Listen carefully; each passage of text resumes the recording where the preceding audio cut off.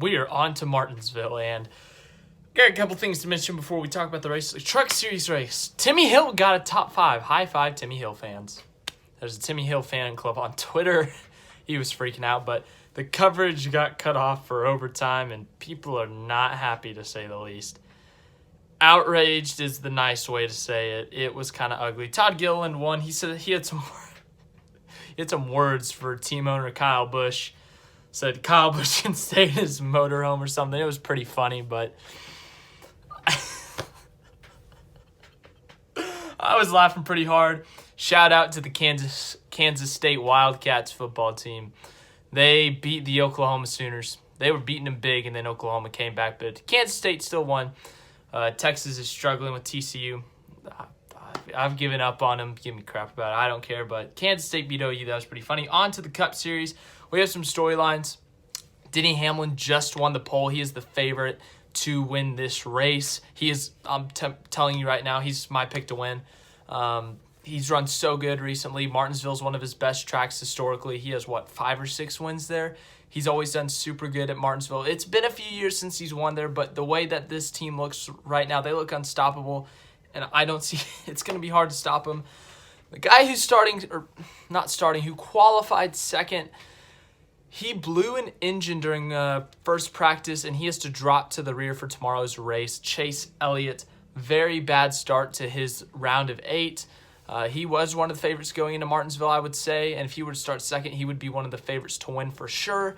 But with this setback, I think it's going to be a little bit more difficult dropping to the rear.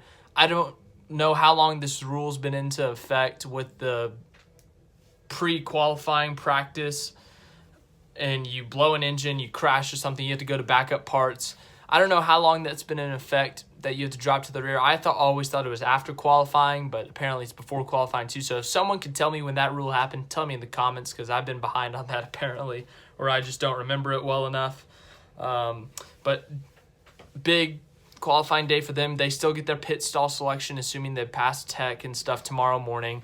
But that's still big for them, even though they're going to drop to the rear, that they do get the second selection at their pit stall, because at Martinsville, pit stall selection is important, and then obviously getting to the inside line for restarts is important. I expect Elliott to get through the field up into the top 20. I don't know how many laps in, but he'll get into the top 20, I believe, so he'll pass some of these guys. I don't think he'll be overly aggressive, but I think he will have to be aggressive to avoid being lapped, because this is a short track and you could easily be lapped. And if he goes a lap down, that puts them in a bigger hole. So I think he's going to be very aggressive trying to stay on the lead lap, passing cars. And he's going to have to hope that some of these playoff guys struggle today. Luckily for him, though, there are a couple guys in the playoffs that struggle at Martinsville. Kevin Harvick, not the best at Martinsville. Kyle Larson, terrible at Martinsville. But other playoff competitors really good at Martinsville, like Denny Hamlin, Kyle Busch, Martin Truex Jr., even Joey Logano. And if any of those guys win, that's a spot. Obviously, they're already ahead of him, so they would just lock themselves in to where they are right now.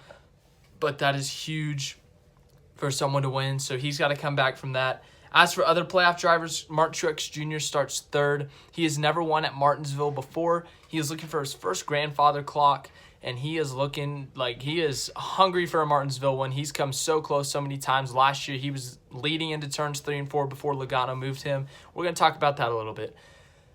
To make it to Miami, I think anyone's going to make that move. It doesn't matter how you've been raced before. I think they're going to make that move, the bump and run. As long as Kevin Harvick stated it perfectly.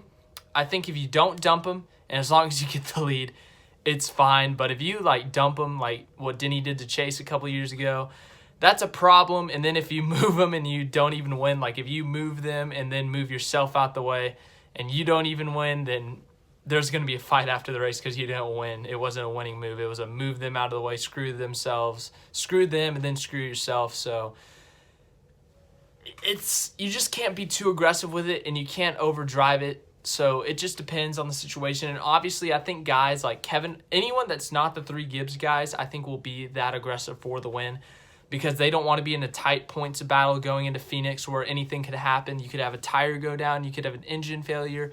You don't want that. So I think if it comes down to Harvick, Logano, Elliott, Larson, or Blaney. I think if it comes down to any of those guys going for a win, they will move someone out of the way for the win because they desperately want that win just so they don't have to worry about Texas and Phoenix and pointing their way in. So if any of those 5 guys are in position to make a move like that for the win, that is going to happen. So you better expect some aggressive moves to happen late in the race for a win. As for non-playoff drivers, Michael McDowell qualified 5th. A very impressive run in the qualifying for him. Ryan Blaney 6th. We've talked about his previous successes at Martinsville. Did very well in the spring. Last year, he did very well at Martinsville. So he's gradually improved at Martinsville throughout his career. I expect him to be one of the contenders to get some stage points here. That he really needs points, but I think he needs to win to get in to the Final Four. Joey Logano starts 10th, the defending winner. I think he's got a good opportunity. Kyle Busch 13th, Kyle Larson 14th. Kyle Larson struggles at Martinsville.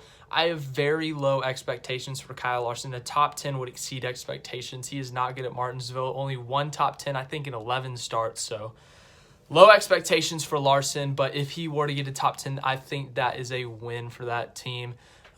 It may not be the points day they want, but just to get out of Martinsville somewhat alive will be good. There will be chaos. There will be something's going to happen to some of these playoff drivers. And if Larson can get a top 10, I think that's a good day for them.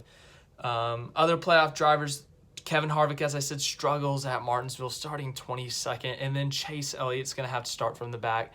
So I don't think this is going to be Harvick and Larson's weekend. They need to get out of here with, at worst, a top 15 maybe, especially Harvick. Harvick's 2 points ahead, I think, of the cut line, or 2 points below. He's on that border. I think he needs a top 10 to even stay close in the points. Larson, top 5 if he wants to contend with points, but I don't see either of those happening. Maybe the more realistic chance is Harvick getting a top 10, but those two have struggled at Martinsville in the past. But Harvick, as good as a driver he is with over 40 career wins in the Cup Series, he has won at Martinsville before. I think he has a better shot of doing well here than Kyle Larson.